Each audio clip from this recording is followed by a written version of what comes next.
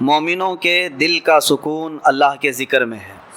ہم جب دنیا میں تھک جاتے ہیں تو سستانے کے لیے، سکون لینے کے لیے اچھی جگہوں کی تلاش کرتے ہیں۔ نبی پاک صلی اللہ تعالیٰ علیہ وسلم مسجد نبوی شریف میں ایک مرتبہ تشریف لائے تو دیکھا 2 محفلیں لگی ہوئی تھیں صحابہ کی۔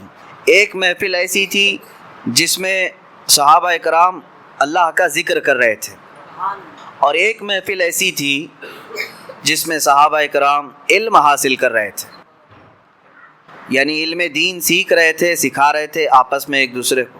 نبی پاک صلی اللہ تعالیٰ علیہ وسلم جب وہاں سے گزرے تو اپنے ساتھ ایک صحابی تھے، ان سے ارشاد فرمایا، جب تم اللہ کے باغیچوں کے پاس سے گزرو تو کچھ پھل کھا لیا کرو۔ جب تم اللہ کے باغیچوں کے پاس سے گزرو تو کچھ پھل کھا لیا کرو۔ صحابہ اکرام نے عرض کیا، یا رسول اللہ کے باغیچے کیا ہیں اور پھل کیا ہے؟ نبی پاک صلی اللہ علیہ وسلم نے فرمایا، مسجد میں لگی ہوئی یہ محفل اللہ کے باغیچے ہیں، اور جو یہاں سے گزرا یا اس میں شرکت کیا، گویا کہ اس نے اللہ کے باغیچوں میں سے پھل کھا لیا۔ اللہ کے ذکر کی مجالس صحابہ اکرام رضوان اللہ تعالیٰ علیہ مجمعین سے لے کر آج تک چلی آ رہی ہیں۔ تقریر اپنی جگہ پر، نعت اپنی جگہ پر، لیکن اللہ کے ذکر میں جو اثر ہے وہ کسی چیز میں نہیں۔ اور پورا قرآن کیا ہے؟ پورا قرآن کا ایک نام پتہ ہے آپ کو؟ قرآن مجید بھی آپ کہتے ہیں، قرآن کریم بھی، لیکن خود قرآن میں قرآن کا نام کیا آیا ہے؟ کئی جگہ پر تو اللہ نے قرآن ہی لفظ استعمال یعنی ارشاد فرمایا ہے قرآن، لیکن ایک جگہ اس کا نام الگ آیا ہے، انا نحن نزلنا الذکر، بے شک ہم نے ذکر کو نازل کیا ہے۔ یہاں جو ذکر ہے یہ قرآن کا نام ہے، یعنی پورا قرآن ہی اللہ کا ذکر ہے، اس کو ذکر کے نام سے یاد کیا گیا۔ قرآن پاک کا ایک نام ذکر ہے، وَإِنَّا لَهُ لَحَافِظُونَ، جو قرآن کی حفاظت کے لیے سب سے بڑی آیت ہے۔ اللہ نے جو وعدہ فرمایا، ہم نے قرآن کو نازل کیا اور ہم ہی اس کی حفاظت کریں گے، تو یہ جو آیت ہے اس میں قرآن کا نام قرآن نہیں آیا، ذکر آیا ہے، ذکر ہے۔ اور آپ کو میں بتاؤں اس ذکر کا لفظ کتنی جگہ پر قرآن پاک میں آیا، اور قرآن میں ایک بہت ہی اہم تطبیق آپ کو میں بتا دوں، یعنی ریلیشن۔ ایک جگہ قرآن میں یہ فرمایا کہ بے شک ہم نے ذکر نازل فرمایا، ذکر سے مراد یہاں کیا ہے؟ قرآن۔ اور ایک جگہ میں آپ کو بتاتا ہوں، ایک جگہ اللہ تعالیٰ 19ویں پارے کے شروع میں ارشاد فرماتا ہے، یا ویلتا لیتنی لم اتخذ فلانا خلیلا لقد اضلنی عن الذکر۔ کچھ لوگ قیامت کے دن چیخ چلا کر کے کہیں گے، یہ پکارتے رہیں گے، کاش میں فلاں کی دوستی نہ کیا ہوتا تو اچھا ہوتا، کیونکہ کئی لوگ صرف دوستی کی وجہ سے جہنم میں جا رہے ہوں گے، بری صحبت کی وجہ سے۔ لیکن وہاں پر جو بندہ یہ کہے گا، یا ویلتا لیتنی لم اتخذ فلانا خلیلا، فلاں کو میں دوست نہیں بنایا ہوتا تو اچھا ہوتا، تو وہ دوست اس کو کیا کیا تھا ایسا دنیا میں جس کی وجہ سے وہ وہاں واویلا مچا رہا ہے قیامت کے دن؟ اس کے ساتھ کیا ایسا دھوکہ کیا تھا اس نے، دوست نے کیا کیا تھا؟ گمراہ کیا یا کس چیز پر مبتلا کر دیا، جھوٹ پر یا کسی اور گناہ پر؟ نہیں، وہ بندہ خود ہی پکار کر کہہ رہا ہے قیامت کے دن۔ اس کی دوستی سے سب سے بڑا نقصان ہوا کیا؟ وہ کہتا ہے لقد اضلنی عن الذکر، مجھے اس بندے نے ذکر سے روک دیا تھا، ذکر سے روک دیا تھا۔ قیامت کے دن یہ خود جو جہنم میں جا رہا ہے وہ کہے گا کہ مجھے اس نے ذکر سے روک دیا تھا۔ اب مفسرین فرماتے ہیں وہاں کون سا ذکر مراد ہے؟ ایک تو قرآن کا نام ذکر ہے، اور ایک جو قیامت کے دن بندہ کہہ رہا ہے مجھے فلاں کی دوستی نے جہنم تک پہنچانے کا راستہ آسان کر دیا، میں اس کی دوستی نہ کرتا تو اچھا ہوتا۔ کیوں؟ اس لیے کہ اس نے مجھے ذکر سے روکا۔ وہ کون سا ذکر ہے؟ مفسرین فرماتے ہیں وہاں ذکر سے مراد محمد رسول اللہ کی ذات اسے بھاگنے لگ جاتی ہے، یہ روح کی بیماری کی علامات ہے۔ اسے مسجد اچھی نہیں لگتی، قرآن کی تلاوت اچھی نہیں لگتی، لیکن وہی سینما اچھا لگنے لگ جاتا ہے، بے حیائیاں اچھی لگنے لگ جاتی ہیں۔ یہ روح کی بیماری کی علامات ہے۔ آپ نے محسوس کیا ہوگا جب آدمی کو بخار آتا ہے تو ہر کھانا کڑوا لگتا ہے، اچھا کھانا بھی کڑوا کڑوا لگنے لگتا ہے، حالانکہ کھانا تو اچھا ہی ہوتا ہے۔ آپ روٹی کھائیں، چاول کھائیں، سالن کھائیں، لیکن منہ کا مزہ نہیں آتا۔ شدت کے بخار میں ہر چیز کے اندر کڑواہٹ کیوں آتی ہے؟ کیونکہ آپ کے اندر بیماری ہے، بخار۔ اسی طرح سے نیکیاں اگر کسی کو کڑوی لگتی ہیں تو روح بیمار ہے۔ روح کی بیماری جب کبھی کسی کے اوپر آتی ہے تو اسے اللہ تعالیٰ کی طرف بڑھنے والے راستے کٹھن لگنے لگ جاتے ہیں، کڑوے لگنے لگ جاتے ہیں۔ تسبیح بھی تمہارے لیے کڑوی ہے، قرآن کی تلاوت بھی کڑوی لگتی ہے، روزہ بھی بھاری ہے اور نماز کی 2 رکعت بھی بھاری ہے۔ ہم نے دیکھا ہے فجر کی 2 رکعت جن لوگوں پر بھاری پڑتی ہے وہ اسی ٹائم پر فجر کے وقت میں 2 گھنٹہ جیم آرام سے کر لیتے۔ بڑے بڑے لوہے کی آلہ جات اٹھاتے ہیں، استعمال کرتے ہیں، سب ٹھیک ہے، لیکن 2 رکعت بھاری پڑتی ہے، روح کی بیماری ہے۔ اب روح کی بیماری کے علاج کے لیے ہم نے بہت سارے ہاسپٹل دیکھے، ڈاکٹرز دیکھے، لیکن اس نام سے کوئی ڈاکٹر بھی نہیں، اس نام سے کوئی ہاسپٹل بھی نہیں۔ اسی کو مفتی اعظم ہند رحمۃ اللہ تعالی علیہ نے اپنے اشعار میں لکھا ہے، زہر معاصی کا طیبہ ہی شفا خانہ، یعنی گناہوں کے زہر کا اگر کوئی شفا خانہ ہے تو میرے مصطفیٰ کا دربار۔ اور اسی کو قرآن نے کہا وَلَوْ أَنَّهُمْ إِذْ ظَلَمُوا أَنفُسَهُمْ جَاءُوكَ، جب مومنین اپنے آپ پر ظلم کر لیں، گناہوں میں آلودہ ہو جائیں تو اے حبیبی آپ کے دربار میں آئیں۔ اللہ کا حکم ہے۔ میں یہ آپ کے سامنے جو آیت تلاوت کر رہا ہوں 5ویں پارے کی آیت ہے، اللہ تعالیٰ فرماتا ہے رسول یہ آپ کے دربار میں آ جائیں، فَاسْتَغْفَرُوا اللَّهَ وَاسْتَغْفَرَ لَهُمُ الرَّسُولُ، آپ کے پاس پہنچ کر کے اللہ کی بارگاہ میں یہ مغفرت طلب کرے، توبہ کرے۔ اور پھر دوسرے نمبر پر اللہ یہ فرماتا ہے رسول بھی ان کے لیے سفارش کرے، رسول بھی آنے والوں کے لیے سفارش کرے۔ اب آگے نتیجہ رزلٹ کیا ہوگا؟ اللہ فرماتا ہے لَوَجَدُوا اللَّهَ تَوَّابًا رَحِيمًا، تو پھر وہ لوگ دیکھیں گے عنقریب کہ اللہ بہت رحم کرنے والا اور توبہ قبول کرنے والا۔ اب مسئلہ یہ ہے کہ اپنے روح کی بیماری کا علاج کروانا اور اپنے گناہوں سے توبہ کرنے کے لیے پوری دنیا ہے، لیکن اللہ تبارک و تعالیٰ فرماتا ہے رسول یہ آپ کے دربار میں آئیں، آپ کے دربار میں آئیں۔ اس آیت پر عمل کے اعتبار سے میں آج آپ کو بتاتا ہوں۔ ایک صحابی تھے ماعز اسلمی رضی اللہ تعالیٰ عنہ، ان سے ایک گناہ سرزد ہوا اور بے چینی بڑھنے لگی تو بارگاہ مصطفیٰ میں آئے۔ صحابہ بیٹھے تھے اور عرض کیا یا رسول اللہ صلی اللہ علیہ وسلم مجھ سے خطا ہو گئی۔ حضور نے فرمایا بتاؤ کیا غلطی ہوئی، کیا خطا ہے؟ انہوں نے کہا بتا نہیں سکتا سب کے سامنے، بتانے میں مجھے شرم محسوس ہوتی ہے۔ حضور اکرم صلی اللہ علیہ وسلم نے فرمایا بتاؤ تو صحیح، تمہارے متعلق علاج بتایا جائے گا۔ اب مجھے آپ کو یہی بتانا ہے کہ صحابی رسول ہیں، ایمان کے اعلیٰ درجے پر ہوتے ہیں صحابی۔ جب ان سے گناہ سرزد ہوا، خطا سرزد ہوئی تو مسجد بھی موجود تھی، خانہ کعبہ بھی ہے، اللہ ہی تو بخشش کرنے والا ہے، اللہ ہی مغفرت کرنے والا ہے۔ اس صحابی رسول نے مسجد کا رخ کیوں نہیں کیا، خانہ کعبہ کے پاس کیوں نہیں گئے، سیدھے بارگاہ مصطفیٰ میں کیوں آئے؟ صحابی کا عمل یہ بتاتا ہے کہ پہلے رسول کی سفارش ضروری ہے۔ رسول کریم صلی اللہ تعالیٰ علیہ وسلم اگر سفارش فرما دے تو اللہ توبہ جلد قبول فرمائے گا۔ وہ آئے، نبی اکرم صلی اللہ تعالیٰ علیہ وسلم نے جب پوچھا تو انہوں نے کہا مجھ سے زنا ہو گیا۔ حضور پاک صلی اللہ علیہ وسلم نے اپنا چہرہ مبارک پھیر لیا، کہا کہ تم ہمارے ہاں سے نکل جاؤ۔ اب وہ زاروں قطار رونے لگ گئے، اتنا رونے لگ گئے کہ قدموں میں گر گئے۔ کہا کہ اگر آپ ناپاک کریں تو پھر میں کہاں جاؤں؟ اعلیٰ حضرت نے اسی کی ترجمانی کرتے ہوئے یوں کہا ہے تجھ سے جو منہ چھپاؤں تو کروں کس کے سامنے؟ یا رسول اللہ تم سے جو منہ چھپاؤں تو کروں کس کے سامنے؟ کیا اور کسی سے توقع نظر کی ہے؟ بد ہیں تو آپ کے، بھلے ہیں تو آپ کے، ٹکڑوں پہ یہیں کے پلے ہیں، رخ کدھر کریں؟ اس صحابی نے جب حضور اکرم صلی اللہ علیہ وسلم کی بارگاہ میں رو کر کے اپنا جرم کا اقرار کیا تو حضور نے پھر 3 مرتبہ پوچھا تم ہوش و حواس میں کہہ رہے ہو؟ تم ہوش و حواس میں کہہ رہے ہو؟ انہوں نے کہا ہاں بالکل ہوش و حواس میں کہہ رہا ہوں۔ کہا تمہیں پتہ ہے زنا کی سزا کیا ہے؟ کہا ہاں مجھے پتہ ہے۔ اس کے بعد رسول رحمت صلی اللہ علیہ وسلم نے صحابہ سے کہا کہ انہیں سنسار کیا جائے گا۔ وادی انم، آج بھی وہ وادی موجود ہے مدینے کے مضافات میں، ایک چھوٹی سی پہاڑی ہے، صحابہ لے کر کے گئے۔ اسلام کی ایک عظیم سزا ہے یہ، زنا پر رکھی ہوئی سزا۔ لوگ اس کا مذاق اگرچہ اڑاتے ہوں کہ اسلام گردن کاٹنے کی اور سنسار کرنے کی اجازت دیتا ہے، حکم دیتا ہے، تمہیں اندازہ نہیں یہ سزائیں فطرت کے عین مطابق ہیں، اس لیے کہ کینسر کے پھوڑے کو اگر نہ کاٹو گے تو جسم میں زہر پھیل جاتا ہے، اور یہ سزائیں اسی لیے رکھی گئی ہیں کہ معاشرہ ڈس بیلنس نہ ہو۔ یہ سزا اس وقت تمہیں اچھی لگے گی جب کسی کی اپنی بیٹی کے ساتھ کوئی زنا کر لے. ہم نے ان لوگوں کے بارے میں بھی سنا ہے جن کا تعلق اسلام سے نہیں ہے، لیکن جب ان کے گھروں کی بچیوں کا ریپ ہوتا ہے تو وہ اعلاناً یہ کہتے ہیں کہ ہماری بچیوں کے ریپسٹ کو اسلام جو سزا دیتا ہے وہی دی جائے. وہ اس چیز کا مطالبہ آج بھی کر رہے ہیں.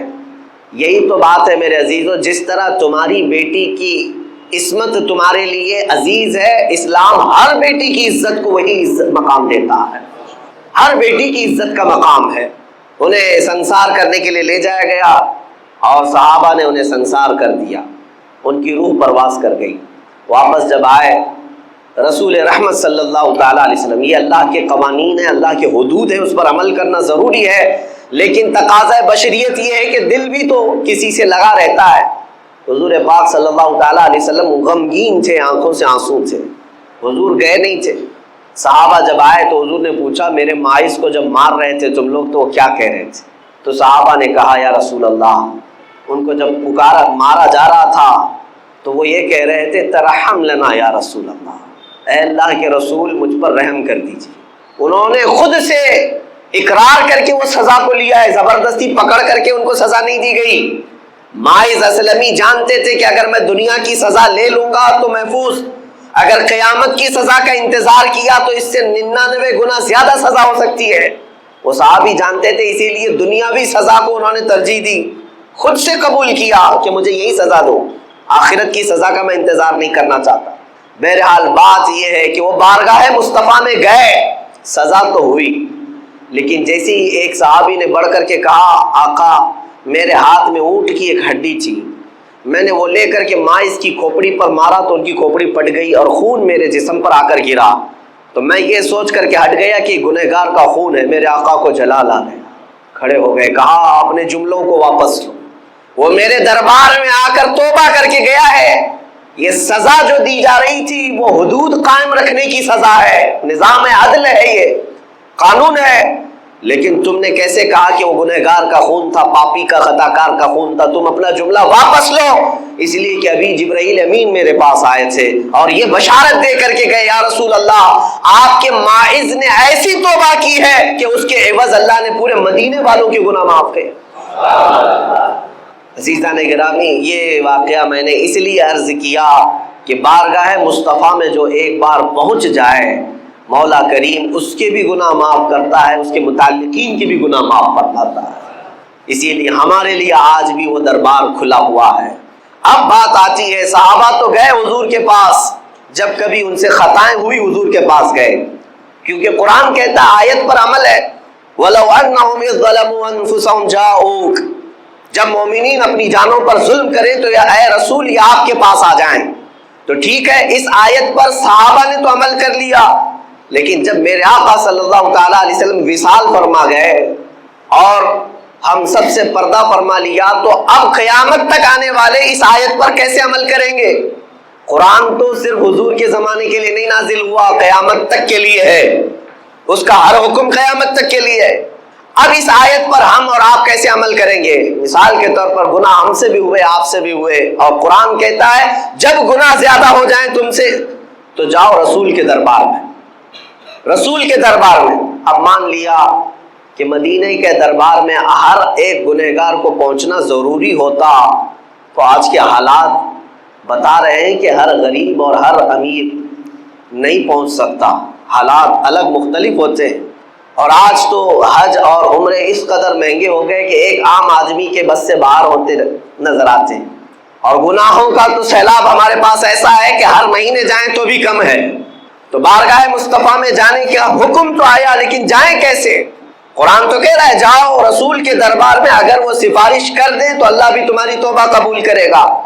تو اب اس آیت کے تحت تمہیں یہ ماننا پڑے گا اللہ تعالیٰ کسی بھی بندے پر اس کی طاقت سے زیادہ کا حکم نہیں دیتا، اس کی طاقت سے زیادہ کا حکم نہیں دیتا. وہ افریقہ کی سرزمین پر رہنے والے جو 2 روٹیوں کے لیے اپنے پیٹ پر پتھر آج بھی باندھتے ہوں، وہ 2 روٹیوں کے لیے بڑی محنت اور کشمکش میں مبتلا رہتے ہوں، وہ جب گناہ کر لیں تو مدینے کیسے پہنچیں گے؟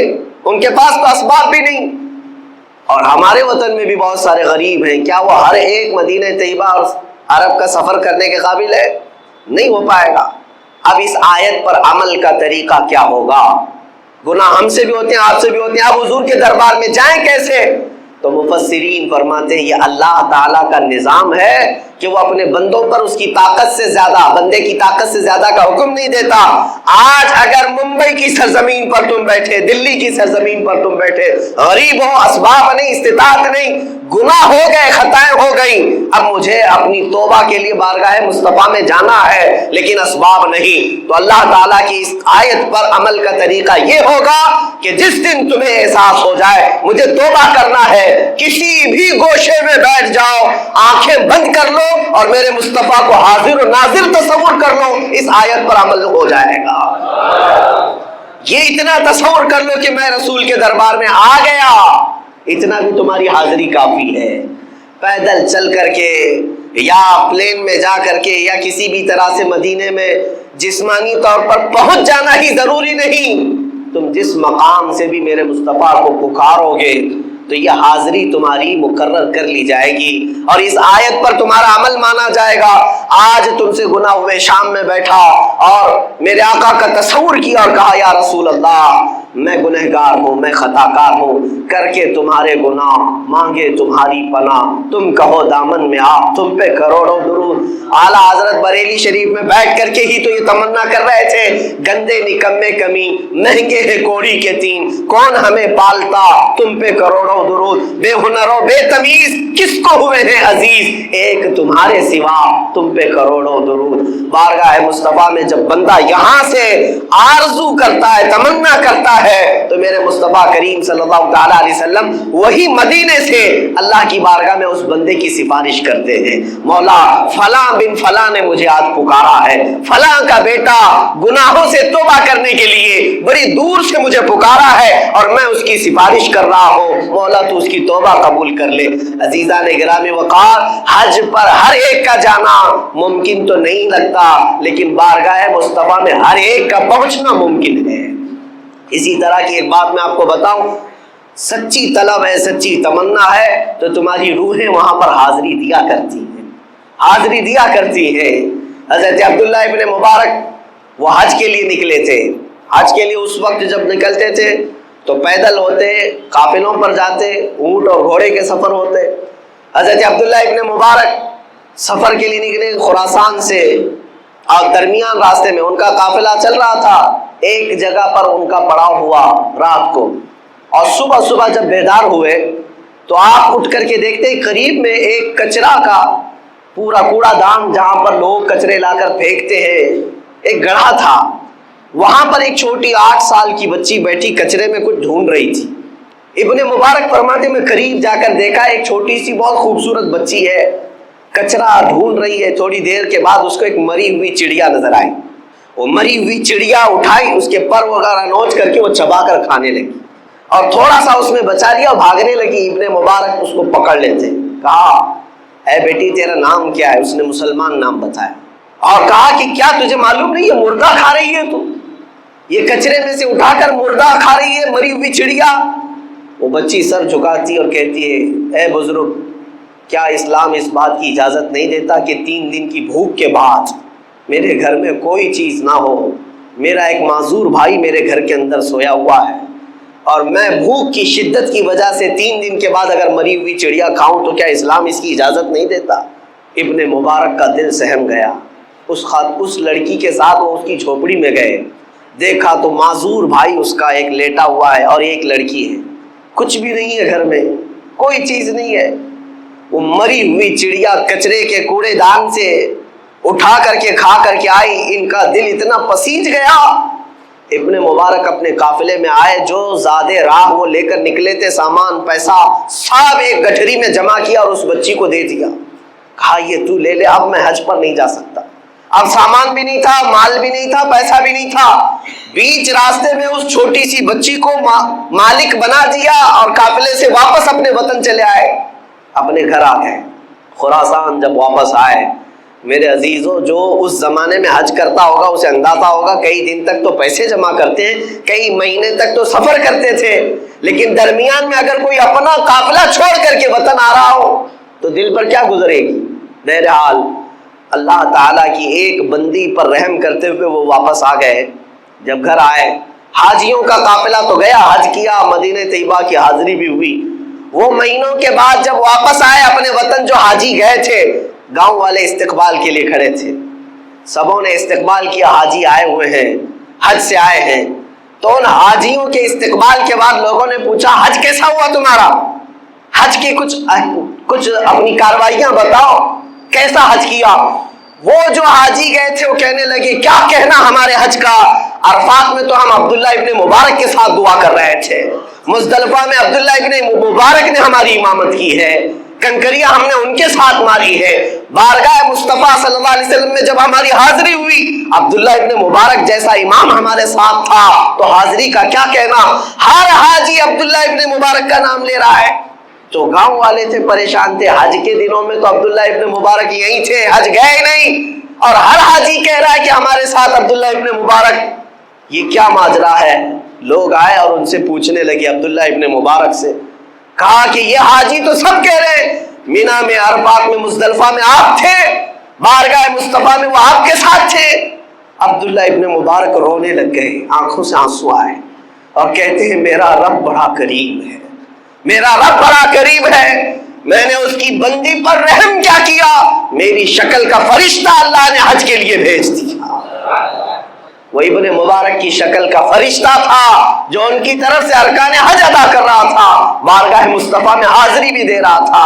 میرے عزیزو, یہی میں کہنا چاہتا ہوں, اگر دل کے اندر تمہارا احساس ہے, کسی سرزمین پر بیٹھے رہو گے لیکن حاضری مدینے میں ہوتی رہے گی. حضور اکرم صلی اللہ علیہ وسلم کے دربار میں پہنچتے رہیں گے, لیکن جو فزیکل حاضری ہے, مباشرتاً جسمانی حاضری ہے, اس کا مقام ہی کچھ اور ہے. جب نبی رحمت صلی اللہ علیہ وسلم کے دربار میں ایک حاجی پہنچتا ہے تو اس کی دل کی دنیا بدل جاتی ہے. ظاہر سی بات ہے, ایک بچہ ماں کے پاس جب آ کر سکون محسوس کرتا ہے, قسم رب ذوالجلال کی میں اپنے دل کی کیفیت بتاتا ہوں, ماؤں کے سینوں سے چمٹ جانے کے بعد وہ سکون نہیں مل پائے گا جو بارگاہ مصطفیٰ کی جالیوں کے سامنے کھڑے ہونے سے ملتا ہے. اس لیے کہ ایسا لگتا ہے یہ رحمت کے دونوں ہاتھ ہمیں اب ہمیشہ کے لیے تھام لیں گے. دنیا کے ہر کانٹے سے, ہر بلا سے یہاں پر ہمارے لیے حفاظت ہے. اللہ تبارک و تعالیٰ آپ سب کو بار بار بارگاہ مصطفیٰ کی حاضری نصیب فرمائے. حج بیت اللہ آپ سب کو بھی اللہ تعالیٰ عطا فرمائے. عزیزان گرامی وقار, میں آخری یہ میسج ضرور دوں گا کہ اگر نہیں جا سکے عمرہ پر, حج پر, تو تمنا تو رکھو, لیکن جب بھی رات آئے, جب بھی شب ہونے لگے یا گناہ ستانے لگے, تو ایسا نہ کرنا کہ ڈاکٹر کے پاس بھاگتے رہے, دل کا علاج کرتے رہے, بی پی شوگر تو بڑھتا ہی رہا لیکن روح بیمار ہوتی رہی.